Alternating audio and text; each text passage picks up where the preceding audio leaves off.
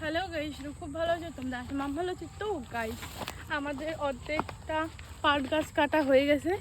এখন পাট গাছ খুলে আমরা এক দুটা করে রাখতেছি। রাত্রিবেলা যদি বৃষ্টি হয় তাহলে এখানে বৃষ্টিটা পড়বে না, তো ভিজবে না। আর অতটা ভিজলে এগুলো খুব ভারী হবে, তখন নিয়ে যেতে আমার সমস্যা হবে নদীর জল।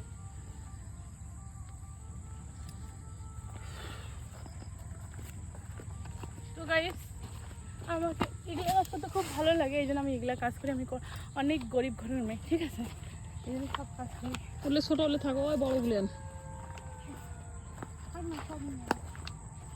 ওগুলি একটা থোয়া যাবার নাই, আলাদা আলাদা এগুলো বাড়ি নিয়ে যাবে। এগুলো বললেও বাড়ি।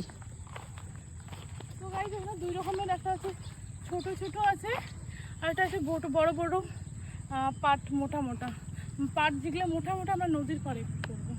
তো আমাদের মোটামুটি দেখো, এটা পাট গাছের জমি আমাদের মোটামুটি ভালো হয়েছে। দেখো কত বড় একটা হয়েছে এখানে।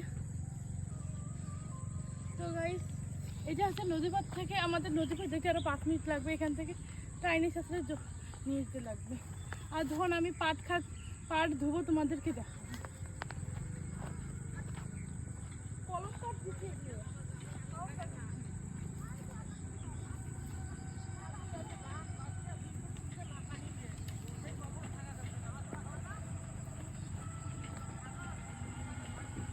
পায়ের মধ্যে ব্যথা লাগে গাইস, কলম কাঠ দিয়ে দিয়েছে এখানে।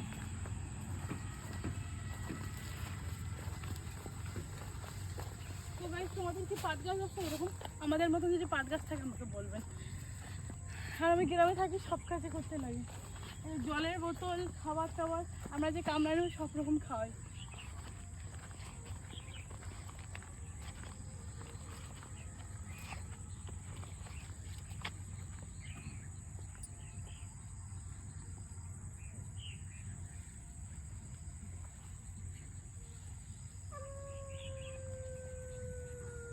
শিয়াল কান্দে গাইস।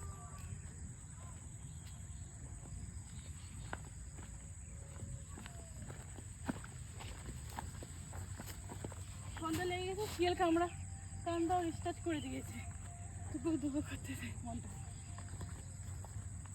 তো গাইস, তোমাদের এইরকম ভিডিও কেমন লাগে আমাকে বলবেন।